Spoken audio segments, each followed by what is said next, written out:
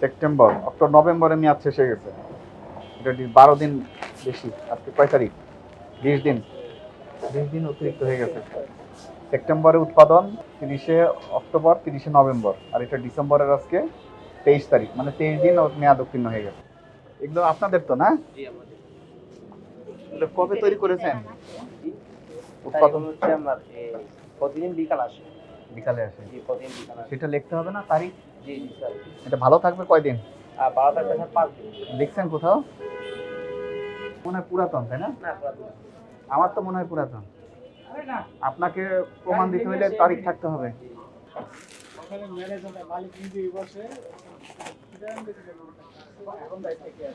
এটারও তো কিছু নাই, দেখেন তো এটার মেয়াদ টেয়াদ আছে?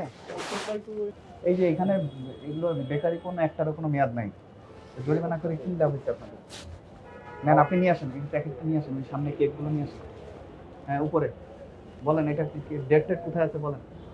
এগুলো সব আজকে আসছে, কালকে আসছে, তাহলে ডেট থাকলে তো বুঝতে পারতাম কোনটা আজকে কোনটা কালকে। এগুলো দেন না ইচ্ছা করে, যাতে কাস্টমার ধরতে না পারে, সবাই বলবেন আজকের। বার্থডে কেক না, উৎপাদন মেয়াদ তো দিতে হবে না।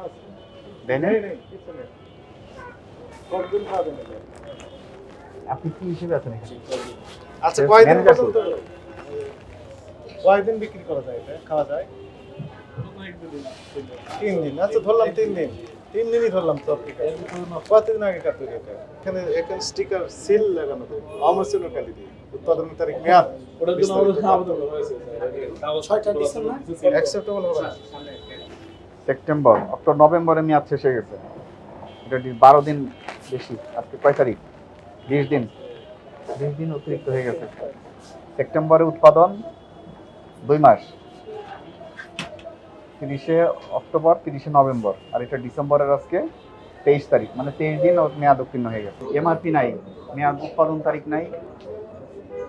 এই যে এগুলোর একটারও কোনো উৎপাদন তারিখ, মেয়াদ কিছু উল্লেখ নাই। তারপরে মেয়াদ উত্তীর্ণ খাবার আছে, মোড়কে মেয়াদ মূল্য উল্লেখ নাই।